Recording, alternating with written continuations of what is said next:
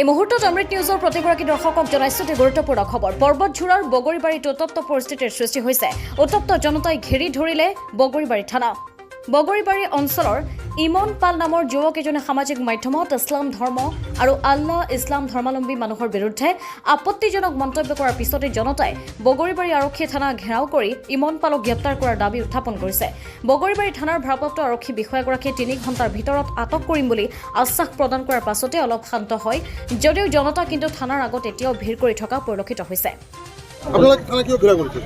থানায় ঘেরাও করার উদ্দেশ্য এটাই যে আজি বড় দুঃখজনক কথা যে আজি বগরিবাড়ির এজন হিন্দু লড়াই আমার উপরলাক মানে আল্লাহর নামত এটা বহুত বড় এটা বদনাম করেছে আর আমার মুসলিম মানুহক কাটিব কাটি কাটি এটা এটা করে ফেলাই দিব। এইটো এটা বহুত নিন্দনীয় কাম এটা করেছে।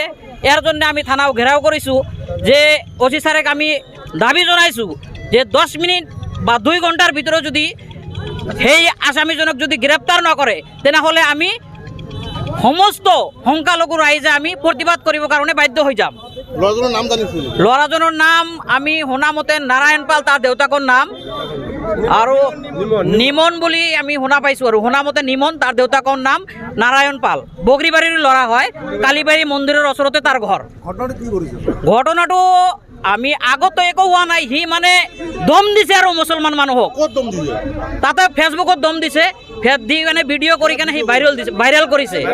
আৰু এইটো আমি অতি সোনকালে যদি এই বগৰিবাড়ি আৰক্ষী যদি ইয়াৰ পদক্ষেপ যদি নলয় তেনেহ'লে আমি পৰিস্থিতি বাধ্য হ'ম, আন্দোলন কৰিব বাধ্য হ'ম বা য'ত গ'লে আমি ইয়াৰ ন্যায় পাম সেইটোৰ কাৰণে আমি বাধ্য হ'ম।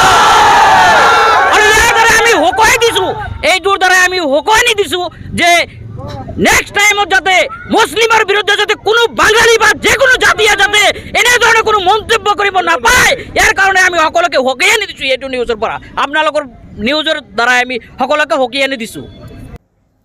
গৌৰীপুৰৰ পৰা চাহাবুদ্দিন মৌলৰ প্ৰতিবেদন, অমৃত নিউজ 24/7। অমৃত প্ৰবাহ অসমীয়া সাপ্তাহিক কাকতৰ ডিজিটেল সংস্কৰণ অমৃত নিউজ, সত্যৰ সন্ধানত অমৃত নিউজ।